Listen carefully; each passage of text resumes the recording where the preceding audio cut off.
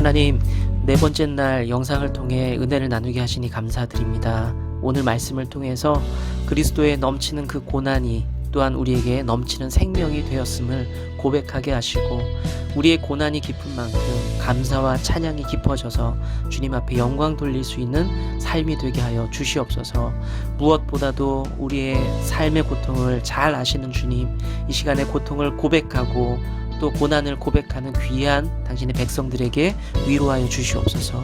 예수님의 이름으로 기도하옵나이다. 아멘. 좋은나무교회 성도님들 안녕하세요. 저는 우크라이나에서 사역하고 있는 김은택 선교사라고 합니다. 이렇게 설교할 수 있는 기회를 주셔서 참 감사하고요. 요즘 코로나 때문에 많이 힘드시죠? 저도 이렇게 오랫동안 코로나가 지속되고 그리고 또 이 정도로 힘들게 만들 줄은 몰랐습니다. 부디 하나님께서 건강을 지켜주시고 그리고 또 하나님께 감사하는 삶들이 넘쳐나기를 주님의 이름으로 축복을 드립니다.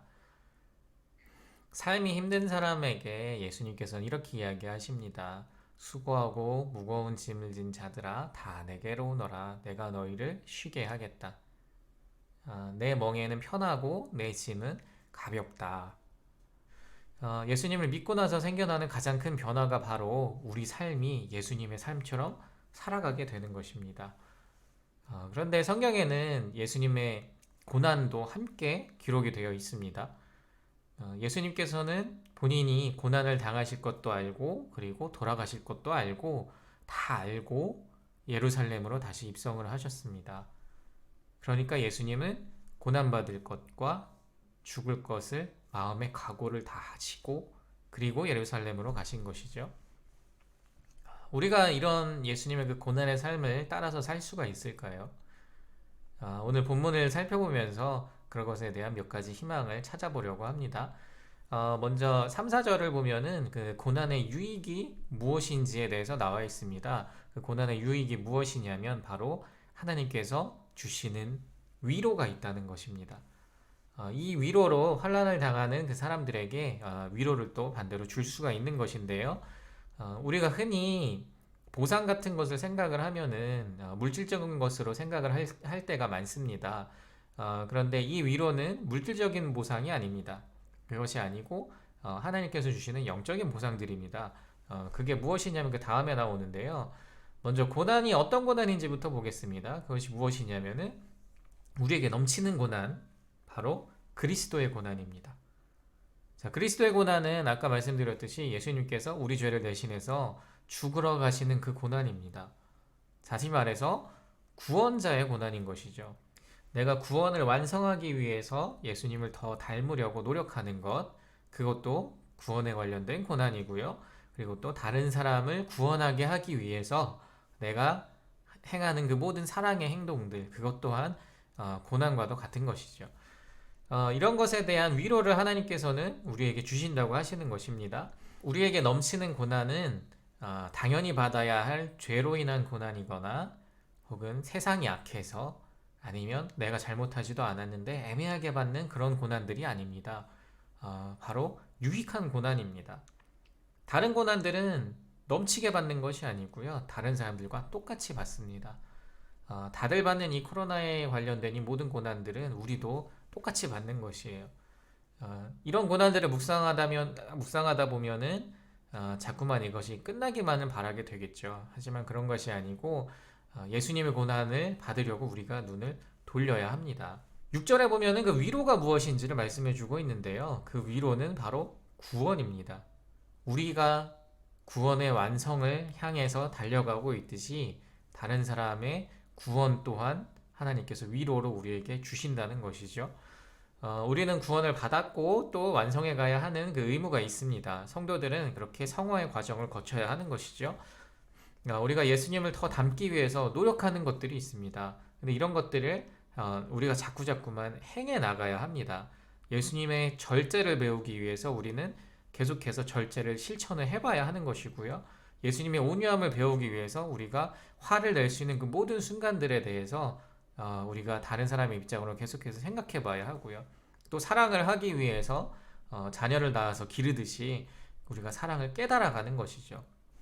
18살에 처음으로 제가 욕을 끊고 하나님 뜻대로 살고 싶다라고 다짐을 했습니다. 부끄럽게도 그때부터 시작이 된 것인데요. 근데 지금은 그때와 많은 차이가 있습니다. 저도 정말 많이 노력을 했고요. 욕을 끊기 위해서 1년 동안 인사만 하고 지낸 적도 있습니다. 그런데 잘 안 끊어지더라고요. 결국 이제 기도하면서 지냈는데 어느 순간 보니까 욕을 현저하게 줄인 것을 알 수 있었고요. 하나님이 참 많이 도와주셨구나 고백을 했었습니다. 조금씩 완성되어지게 하기 위해서 내가 다짐하고 마음 먹고 계속해서 그 구원의 끝을 향해서 우리가 노력해야 하는 것이죠. 자, 또한 다른 것은 믿지 않는 사람을 위해서 우리가 받아야 하는 그런 고난들입니다. 이것도 마찬가지로 사실 고난이라고 이야기하지는 않습니다. 저는 우리 교회에 38년 동안 남편을 구원하기 위해서 기도하면서 생활하시는 권사님을 잊을 수가 없습니다. 그 권사님은 남편에게 참 모진 구박을 받으면서도 정말 열심히 사셨습니다. 그리고 남편에게 더 잘해주고 그리고 또 교회에 대해서 좋은 이미지를 심어주기 위해서 또 좋은 이야기들을 또 많이 하고 그러셨습니다. 38년이 지나고 39년이 되던 해에 그 남편분은 교회에 지속적으로 출석하겠다고 그렇게 말씀을 하셨고, 그리고 기도 시작한 지 41년째 되는 그 해에 이 남편분이 침례를 받으셨습니다. 우리 권사님은 절대로 울지 않겠다고 하셨었는데, 근데 그날 정말 웃으면서 펑펑 우셨던 그런 기억이 납니다. 한 사람이 구원받기 위해서 그간의 구박과 모진 잔소리들, 그리고 또 많이 속상하고 서운한 그 모든 것들을 다 견뎌내시고, 그리고 또 그리스도인인 아내의 모습과 그리고 또 그리스도인의 어머니의 그 삶을 잘 살아내신 그런 권사님의 삶이 바로 고난이지만 그 후에 큰 위로를 받은 그런 삶인 것이죠. 고난에 동참한다는 것은 그렇습니다. 예수님의 그 구원의 사역에 우리가 동참하는 것이죠. 근데 이것을 우리들은 딱히 고난이라고 이야기하지 않습니다. 무엇이라고 이야기하냐면 사랑이라고 이야기를 합니다. 우리가 사람들을 사랑한다라고 이야기를 하죠. 분명히 이 코로나 시대에도 우리가 간증할 것들이 분명히 있을 것입니다. 왜냐하면 하나님은 지금도 일하고 계시기 때문이죠. 다들 겪는 그런 고난에 집중하다 보면 이런 것들을 놓칠 때가 많습니다. 하지만 우리가 예수님의 고난에 동참하기 위해서 계속 우리 주님의 시선을 돌린다면은, 그렇다면 우리가 동참해야 할 고난들이 반드시 보일 것입니다. 내 구원을 완성하기 위해서일 수도 있고, 다른 사람들이 구원받게 하기 위해서일 수도 있고요. 그 어떤 것이든지 간에 우리가 예수님의 고난을 우리 속에 계속 넘쳐나게 한다면은, 그렇다면은 우리에게 그것에 관련된 위로들이 계속해서 넘쳐나게 될 것입니다. 자, 어떻게 우리가 이 고난의 시대에 위로자로서 살아갈 수가 있을까? 그것은 고린도후서 6장에 훨씬 더 잘 나와 있습니다. 우리는 분명히 힘들 것이 뻔하지만 하나님의 의와 그리고 또 하나님의 그 사랑받은 사람들로서 우리가 선을 행해야 하고, 그리고 또 구원을 위해서 사랑을 베풀어야 합니다. 다른 말로 이야기해서 우리가 고난받기로 작정을 해야 합니다. 분명히 힘들 것 뻔합니다. 많이 참아야 하고요. 그리고 또 잠을 설칠 수도 있고요. 밥도 못 먹을 수도 있어요. 수치당할 수도 있고, 비난받을 수도 있고, 때로는 가난하고 또 근심이 더 커질 수 있습니다. 하지만 그런 것들을 다 겪기로 작정해야 합니다. 고린도후서 6장 8절에서 10절을 제가 읽어드릴게요. 그러나 우리는 속이는 사람 같으나 진실하고, 이름 없는 사람 같으나 유명하고, 죽는 사람 같으나 보십시오 살아있습니다. 징벌을 받는 사람 같으나 죽임을 당하는 데까지는 이르지 않고, 근심하는 사람 같으나 항상 기뻐하고, 가난한 사람 같으나 많은 사람을 부요하게 하고, 아무것도 가지지 않은 사람 같으나 모든 것을 가진 사람입니다. 주님이 우리를 사랑하신 것처럼 우리도 사랑하기로 작정해야 합니다. 왜냐하면 우리의 삶은 방금 읽은 말씀처럼 다른 사람들이 생각하기에는 고난이다 라고 생각하겠지만, 우리에게는 그것이 고난이 아닌 것이에요.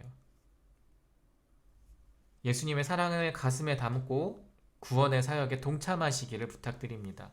의로운 일이 무엇인지 찾으시고 선한 일이 무엇일지 찾으시고 한 사람이 구원받기 위해서 어떻게 해야 할지 찾으시고 또한 내가 예수님처럼 살아가기 위해서 무엇을 해야 할지 찾아보시길 부탁드립니다. 그리고 이 고난주간이 여러분들에게 풍성한 감사의 삶 그리고 또한 위로의 삶이 되시기를 부탁드립니다. 우리가 이렇게 살아간다면은 세상 사람들에게는 충만한 위로가 넘칠 것입니다.